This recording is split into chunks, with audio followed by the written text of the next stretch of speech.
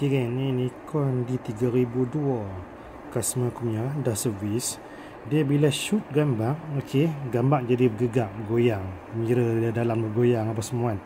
So jom aku nak belanja kat hampa pakai lemang ni. Hampa jarang nak tengok kan. Ni adalah Nikon 200mm f2.0. Rare gila. Aku nak shoot tiang Astro ni. Ok, kita letak macam ni. Jom kita tengok jadi macam mana. Aku on. Ok, speed 3002 geng. Aku buka live view.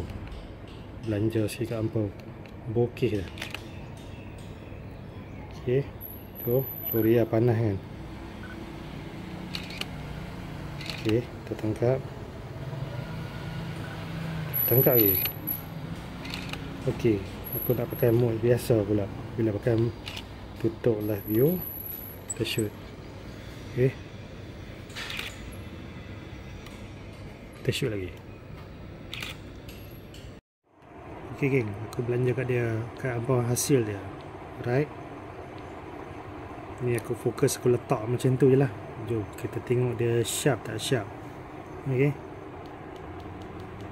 alright, gambar jadi geng tu sharp macam mana lagi. Tapi ni kamera ni original lah, tak setting apa pun. Just shoot, tangkap. Kalau kata gambar ni bagi gelap sikit, dia akan jadi lagi menarik ya. Ok, tu dia. Yang live view tadi, yang ni nombor 1 dengan nombor 2. Jom kita tengok hasil dia. Menggigit geng. Alright, so masalah dia dah settle geng. Jahat tak jahat geng, kamera biasa tapi lens dia abad hang.